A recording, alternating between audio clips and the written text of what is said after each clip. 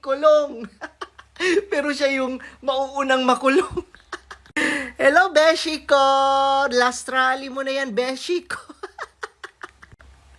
Sobrang nakakatawa talaga ito si Franz Castro. Siya yung pinakaunang kung ano-anong kaso at idinimanda niya kay Tatay Digong. Tapos at the end, di ba? Si Franz Castro pala ang guilty. At siya pala ang makukulong. Ay, naku, kawawa naman. Kakadeclare nga lang niya na tatakbo siya as senador. Makukulong na. Makukulong na, matatalo pa.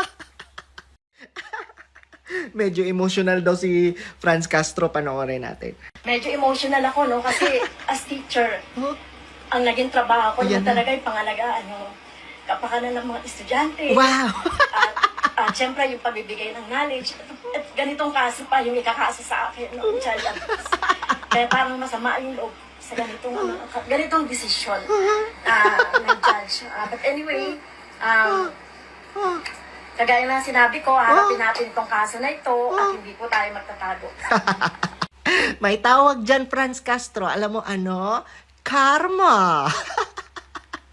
Yan kasi, di ba? Ngayon, iiyak-iyak ka. Pa-victim ka ngayon. Ha? Naaalala mo pa ba yung mga pinagsasasabi mo kay VP Inday Sara? Naaalala mo pa ba ang mga binibintang mo kay Tatay Digong? Alalahanin mo! Malas mo lang. Malas mo lang. Hindi pumanig ang swerte sa'yo. Alam ko bakit ka umiiyak. Alam mo bakit ka umiiyak? Kasi, sayang, tatakbo ka pa naman sana as senador. Kaya lang, na-budget na naman ang imahe mo. Anyway, matagal ka naman ng budget. Isa lang napansin ko, mga lods. Alam nyo, ano ang napansin ko? Lahat ng bumabatikos kay Tatay Digong at lahat ng mga naninira kay Tatay Digong, pansinin nyo, sila pa ang nauuna. At ito pa, no, lahat ng mga bumabangga sa mga Duterte, pansinin nyo, sira ang political career. Best example, Trililing. Ano na, Risa Hontiveros? Wala bang pa-Senate hearing dyan? Si Risa Hontiveros, si Bishi ko. Hello mga Bishi. Hello mga kabishi. Yung kabeshi mo, guilty sa kidnapping ng mga bata. Child trafficking. Nako naman, Risa Hontiveros. Ano, wala bang pa-Senate hearing dyan? Kasi sa totoo lang, mas malala itong ginawa ni Franz Castro, di ba? Nangingidnap ng mga bata at ginagawang makakaliwang grupo. Ay, wag niyong sabihing mali ako. Ano na? Senate hearing naman dyan. Wag puro kibuloy. Kibuloy kayo ng kibuloy. Ngayon natin makikita, mga lods, kung paano nila i-enforce, no, ang batas kapag hindi si Kibuloy. Tignan natin, mga lods, no? Yang sila Abalos, 'di ba? Sabi pa nga ni Abalos kay Kibuloy, buong puwersa ng gobyerno. Grabe, buong puwersa ng gobyerno ang magtutulungan para madakip si Kibuloy. Ano na, Abalos? Pagdating ba kay Franz Castro, buong puwersa pa ba ng gobyerno? Maging patas kayo, maging fair kayo.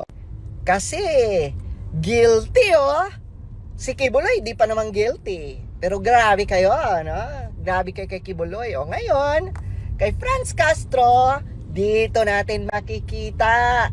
At dito natin mapapatunayan kung talagang susundin nyo ang batas or kapag kay Kibuloy lang kayo ganyan. Grabe talaga yung pangarap ng mga makakaliwang grupo. Grabe, to the highest level na. Magsesenado na. Ang kapal moks. ng mga bayan sa Senado. Gabriela sa Kongreso! Gabriela sa Kongreso! Ano sabi nila? Dalhin sa Senado. Mali! Dalhin sa kulungan. Grabe mga lods, no? Wow! Imagine ninyo, ang kakapal ng mga mukha nila, tatakbo talaga sila as senador. Wow! As if naman, mananalo kayo. Sila Kiko Pangilinan nga. Sila Chel Jokno nga. Hindi na makapasok-pasok. Ikaw pa, Brosas. Kayo pa, Franz Castro. At proud pa kayo, ah. Grabe yung mga makakaliwang grupo, no? Ang kakapal ng mukha, di ba? Wow! Imagine niyo na lang mga lods, no? Kung ang mga politiko natin, ang mga nilukluk sa pwesto ay mga makakaliwang grupo. Yaks! Pero anyway, nasa free country naman tayo. And okay na din yung tumakbo sila. Para ma-experience at maramdaman nila ang masakit na pagkatalo. Sobrang nakakahiya, my God. Ang simple-simple na nga lang ng gagawin ng Department of Tourism. Diyos ko, address ha, location lang yan. My God, mag-research naman tayo pag may time. Grabe mga lods, sa totoo lang, napakasimple lang yan ha. Napakasimple lang, nagkakamali pa rin. Imagine that mga lods, papaano tataas ang tourism ng Pilipinas kung mali-mali ang nilalagay na location, di ba? Wala ba silang double checking? Basta-basta na lang ba nila ipapasking yan? And take note milyon-milyon na naman ang budget niyan pero mali-mali. Grabe talaga. Ano bang tama ngayon sa mga nangyayari? Diyos ko, pati yung ganyan, no? Binandera nyo pa sa airport, mali naman pala ang location.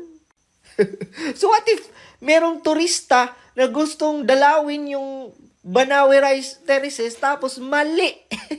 Mali ang location. Grabe. Sobrang nakakahiya sa totoo lang mga lods. Yung mga simpleng gawain, napakasimple lang yan sa totoo lang.